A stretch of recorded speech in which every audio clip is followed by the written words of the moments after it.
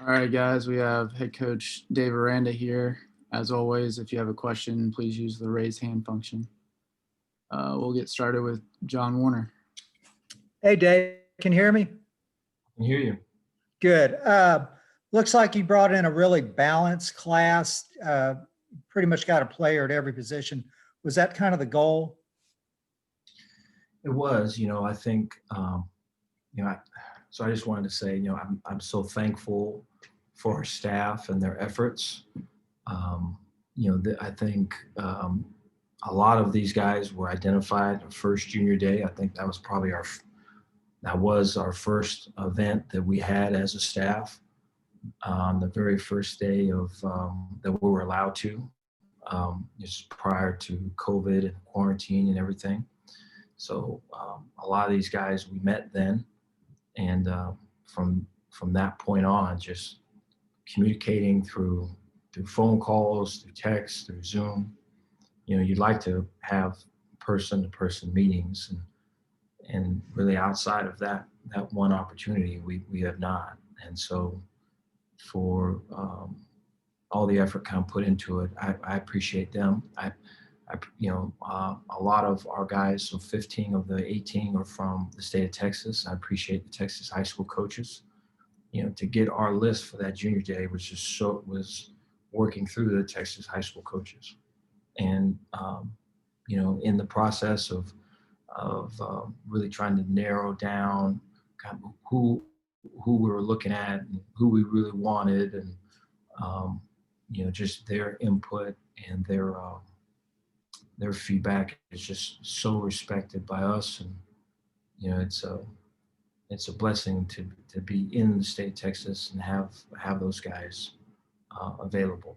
And so I want to say that, and then I want to say thank you just to all of our recruits that signed. I think you'd like to have, I would think, in-person meetings. You'd like to see a campus. You would like to come to a practice or come to a game and see kind of how guys are coaching and what it's like and what the feel of things are like. You'd probably like to see a team that won more than what we won. And so I just, to them, the recruits and and their families, I appreciate them sticking with us, and their belief and their love for the school and for the football program. And it means a lot. And so I just wanted to say that first, but yeah, going into it, we wanted to be balanced. We wanted to address receivers and O-linemen and linebackers specifically, but we wanted to be balanced throughout. I saw counting Estrada, you brought in 5 receivers. Is that just a position you need a lot of guys at, or is this maybe an exceptional year for that? No, I think we were down in numbers to begin with, just in terms of depth, and I think it was something that when you're running 4 wide sets and 3 wide sets, and to have the depth where you can feature certain guys and then rep guys in and out and feel really comfortable about doing that, as well as that position group being able to play on special teams in the return game, and then just on cover and rush units. I think it's just imperative that we build up that group along with the O-line and the linebacker group. Will you be watching John Jenkins Friday night in the state championship game? I tell you what, his season has just been an unbelievable one. So excited for him. Every time that we talk, he's got his grandmother right there next to him, and just like the love that they have, their connection, and then we are so blessed to be loved by them. I just feel like it. I feel like it's a perfect fit, and I feel like his season, good things happen to good people. You put in the work, you do the right things, you pour into other people, you're selfless, good things end up coming to you. So I'm excited for him. I know that, and it was good. We talked about that this morning. Thank you, Dave. Let's go over to Jerry Hill.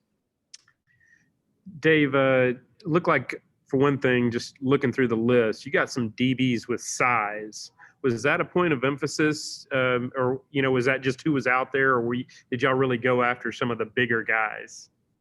No, that's a good question. It is a point of emphasis. I think there's been some guys that have been brought up that are on the side, and I think we've all played with guys that are along those lines. It just takes, I think, a bunch in other areas. There's spots that just have to be exceptional, and I think just approaching it from the beginning, just having length at the safety spot. When you close the post, you've got that range to make plays on the ball. Same when you're playing half a field, and when you're in the box, you've got the length where you can get a guy down and make a tackle. Then at corner, the ability to play press, I think, is helped by length and strength, eventually, but getting hands on people and at the line of scrimmage, and so as well as playing the ball down the field. I think, I've always been a believer in length at the DB spot, and Ron Roberts is as well, and Brian Stewart has always favored that as well too.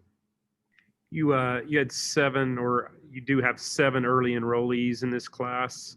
Was that an important thing, or was that just something that happened? I believe the quarterback, a couple of the wide receivers, those are guys that will be here in the spring. Yeah, I think that's something early on where we wanted to identify guys and see kind of where it landed with the available spots that we had. And so we're fortunate that we've got some really great character kids coming in early. I think the benefit of coming in early is just the, hey, where do I park? Right? Where do I sit? Right? How does this go? What does a weightlifting session, how does that work? What does a tutoring session work like? And the ability to really attack those things and tips with the team. And as we're kind of coming together and galvanizing, they're a part of it. And I think it just puts us in a real good position as a team to attack spring. I think when you can be a part of it from that point early on, I think it just helps, just individually and then for us collectively too. Go over to Matt Roberts. Yeah, Coach, you got in kind of late to begin with, taking over here just for the previous signing day. But since really you've been here, you really haven't been able to have a lot of guys on campus. How did you all overcome that, and what was that process like? Really, a dead period that extends into even April now. That's a really good question. I appreciate the question. So I remember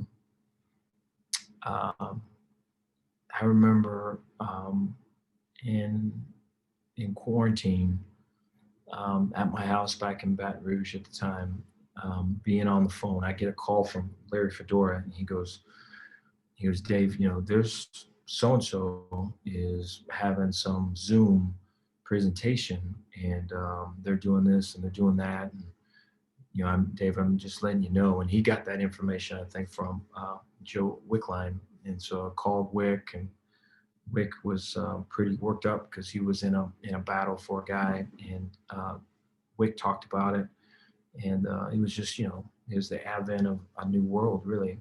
And so I think we caught on right after that. And, I credit Larry McDonald and Vince Ginta and our group there, our recruiting group. Austin Thomas is part of that as well, and just pouring themselves into kind of our virtual meetings. And so we would have a Zoom call, and there would be a example of what the campus looks like, and what game day looks like, and pictures of the facilities and all of it, and the different majors, and character formation, and saves and just the whole thing. And so I think once we started to do that, people just saw that Baylor was more than football, and that football is important and football is valued, but it's bigger than football, man. You see football as an opportunity to learn and grow and ultimately show who you are as a person. And I think once we're able to have a way to do that, I think we're able to have some success in communicating with folks. Thanks, Coach. Over to Grayson Grundhofer. Hey, Coach, now that you have this class kind of built the foundation for it, what's next for y'all? What are some of the areas y'all want to address going into the late signing period and just to, I guess, add more depth and more talent to the roster? Defensive line would be one. I think pass rushers as well as run stuffers. And probably flipped, maybe run stuffers and then pass rushers. And then, I think any form of, whether it be a running back or a kind of a skill receiver slash running back slash H-back guy that we can create mismatch problems with, and or stretch the field or use to our advantage. I think those spots, I think, are the spots that we're looking for. Thanks, Coach. I also wanted to ask if you kind of take a look at the overall kind of picture of where the late signing period is this year, as far as it seems like there's more guys who are uncommitted or not signed, and there's also JUCOs that didn't have a season, and just a lot of different factors like that. Do you feel like because of the transfer portal and just because of those various things, it puts a greater emphasis on the late signing period? It does. That's a good question. It does. I think it's different in years past, and so I think there's just with a bunch of other things this year, there's so much uncertainty. And so I feel there's kids that have just kind of held back and just want a little bit more time, really kind of catch their breath, I imagine, after their season and, their second semester on Zoom. And so I feel like there's a fair amount of fights that we're still in regards to that. I think, the JC and the transfer portal piece, I think is, the JC thing's always been there, and I'm a product of junior college football, and so I respect that. The transfer portal, I think, is really here to stay, and so for us to be able to utilize that and bring in really high character people that not only add value to our team as players, but more importantly, add value to our team as people. So we'll definitely be looking to see kind of what becomes of that. But to finish strong in February, whereas in the past, we'd be out on the road and it would really kind of be, that recruiting would be almost ceremonial. It would be really, you're allowed to go out in February or in January and February and do visits to high schools, and you're really kind of getting a leg up on the next class. And so I just feel like it's a good question. That is not the case right now. Thanks, Coach. Over to Kevin Lundquist. Dave, I just wanted to ask you about a couple of guys that have that size but seem to be so versatile for you in terms of Jackie Marshall and Cisco Caston. I mean, those are guys that could be linebacker / defensive end. In Jackie's case, or in Cisco's case, he could be linebacker or a rover. How do you see those types of players? And are those the types of defensive players you want to see more moving into your future defenses? Yes. Yeah, that's another good question. I think so. Cisco gives us that great length and that explosion. So you can see him playing back, and then you can see him playing up front. And he's got that mindset, So I talked to Cisco this morning. He's got a a great smile, and there's a warmth, there's a way about him, and it's just as a person, it's so cool to talk to and get to know. But when you put him on the grass, there's an edge to him, and so we definitely appreciate that and are looking forward to seeing that in Waco. And so there is a flexibility with him, a positionless ability with him that I think is a great strength. And I think you saw some of that for us this year. And in the past, per what you're alluding to, it's been pretty strong in the previous years. And then with our linebacker, Jackie, I love Jackie's tape. I love watching his tape.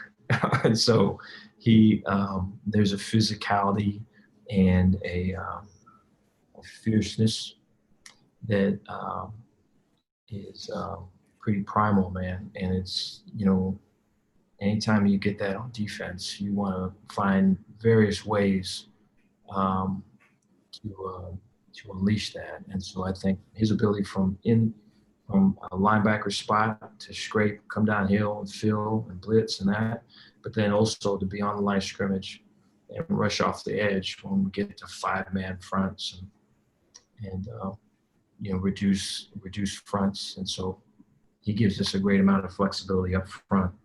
And I think all of that's a positive for the Baylor Bears. And then with Charlie's departure, that position is pretty young and inexperienced there. So is there some thinking among the staff about, do you want to try and get a grad transfer to maybe help as a bridge, or are you comfortable with the way the way it looks right now, even with Kyron coming in January? Or how do you see that position developing toward 2021? I feel strong about the depth that's there and the arms that we've got, the people that we have, the work ethic that they've got. And, I know there'll be a great competition there. We had exit meetings here on Monday, going into a little bit of Tuesday, and this was all addressed with them, is that we're really looking forward to a great competition and an open one and a fair one. And I think that having a true winter in the spring and the summer, we're hopeful that we can have all those, that by the time we get to fall, that we'll be in really good shape. I think that their work this year and their approach will aid them in that. Thank you. Go back over to John Warner.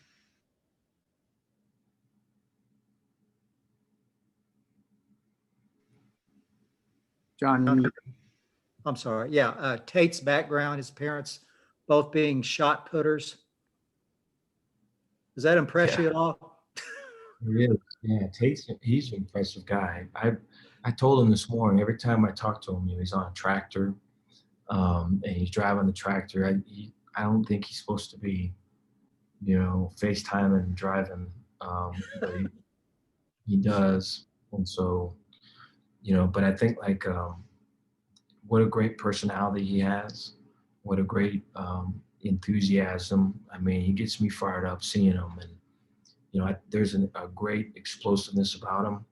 There's, for a guy that's as long, as big as he is, he's got quick twitch. And so, you look at the person and you look at the player, man, there's a lot to like. I'm excited he's with us. go over to Q. Coach, one of the guys that gave you their verbal kind of later in the process was Monterey Baldwin, the man out of Shoemaker High School. A smaller guy, but he's got speed to kill, and all he did was score touchdowns. Is that a guy that you see as a big home run hitter? And also, how important was it to have a guy from your own backyard there with the Baylor Bears? Yeah, really excited about Monterey. He's one of those where I just feel, and I've talked to him about this, if there wasn't COVID, we would not be in position to take him, I feel, because he would be at camps, he would be at this Rivals camp or this Nike camp or this whatever, or this institution's camp, and everyone would see how fast he is and he would be playing in all these 7-on-7s, and he would blow up. And so, we're grateful to have him. What a great family. Love talking to his mom. Mari's another one, just really strong character. When you talk to him, he is so grateful and so full of energy that it fires you up. And so he's one of the first guys I talked to this morning. Was excited for him. He's a guy that can run fly sweeps, that can get in the slot and get mismatches and option routes. He's a guy that we can crack and roll. He's a guy that we can put up on the outside and try to stretch the field as well. And so I think there's a lot there as a player to take advantage of. Is he a guy that you could see possibly competing to get some early playing time? I think when you're that fast and explosive, and you've got the vision and the big playability that he has, in the past with the guys that are similar to him, it's finding a role, it's finding a package, it's finding somewhere where we can get our feet wet and kind of get in it. And so you could definitely see that. Back over to Matt Roberts. Yeah, Coach, just curious on your current roster as guys decide to transfer, decide what's best for them. Is there any kind of re-recruiting process that goes along with that? And maybe did your time staying on LSU on staff, going from Les to Edo, kind of shape your thinking in that, or give you a little bit more perspective on that? It's a good question. I think, I think just overall, I think it's really, there's really two things. There's the NFL on one side, and then there's just, maybe this isn't for me. Maybe there's a better fit out there in that. And so, I can appreciate both of those things. And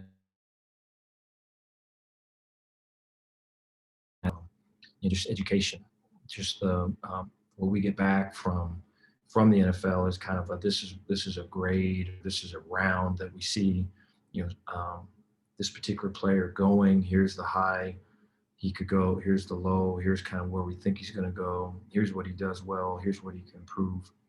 And then we talk about, the varying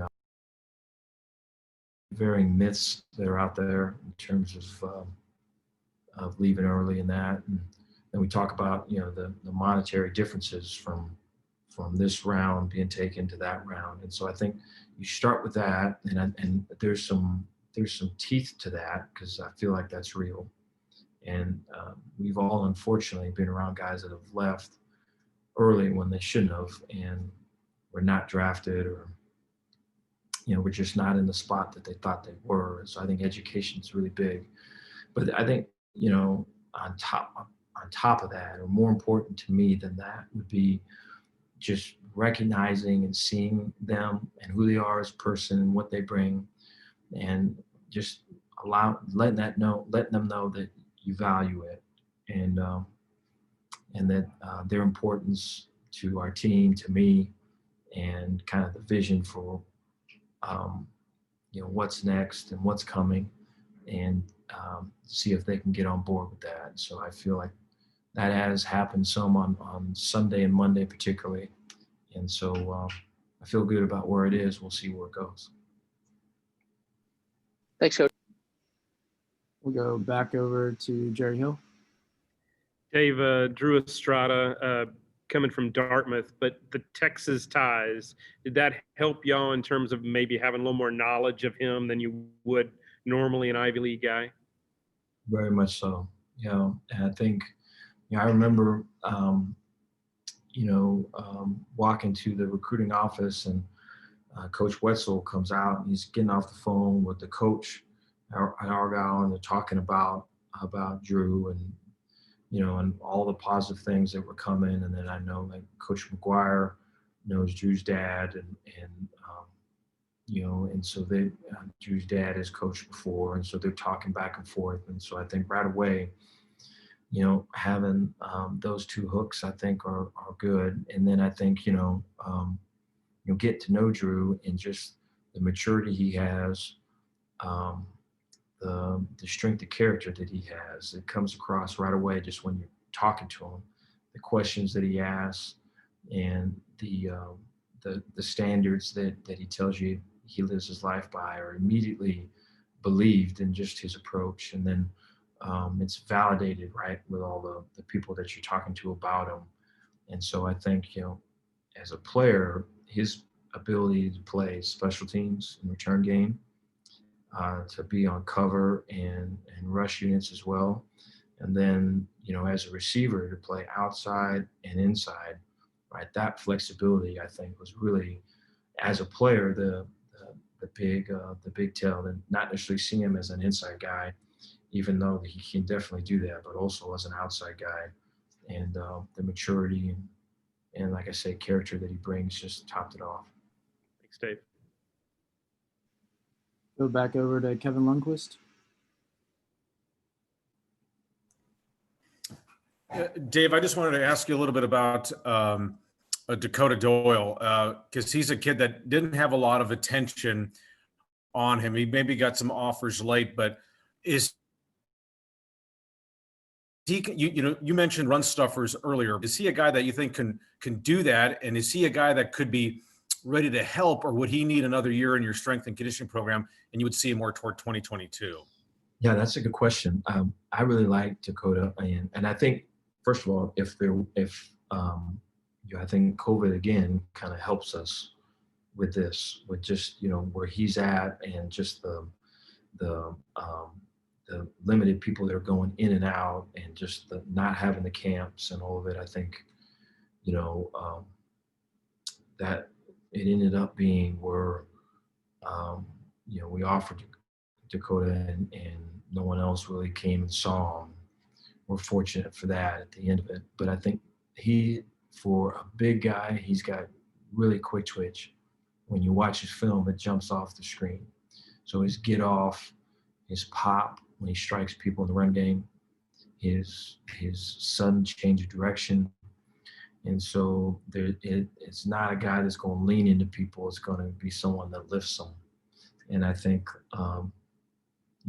adding strength and adding mass to that is always a natural thing. But similarly, what we talked about earlier with packages and especially with the D-line, the ability to rotate and get guys in the game, right, as we go, so that we're fresh when we get to the fourth quarter. I think those are two specific ways that he can see it early. I think he has every opportunity for that. And then as far as like your off season is concerned, because obviously everything got derailed last year, and of course you didn't get there till mid-January, but what's going to be key for you, and what do you think you guys can actually, has it already been kind of addressed to you all, what you all can do with your off season leading up to spring football, and whatever restrictions and guidelines you all are going to have to follow that, or is that still kind of TBA?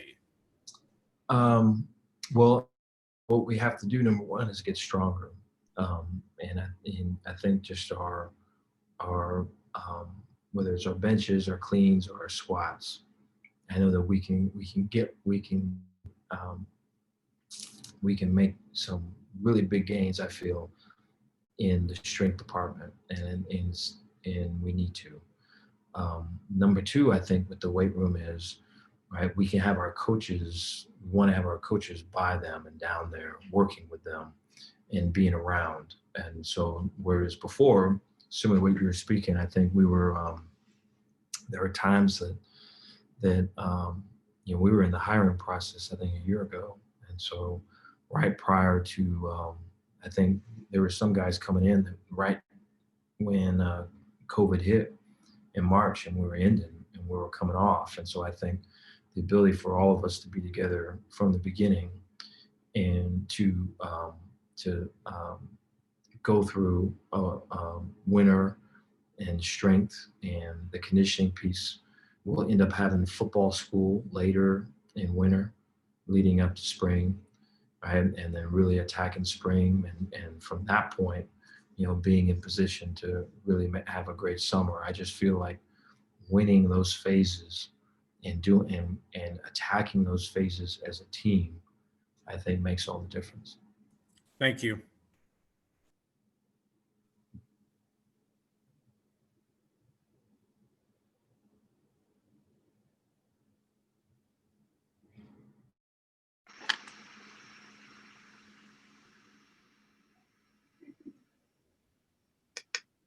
That's all the questions we have for Coach. Thanks, everybody.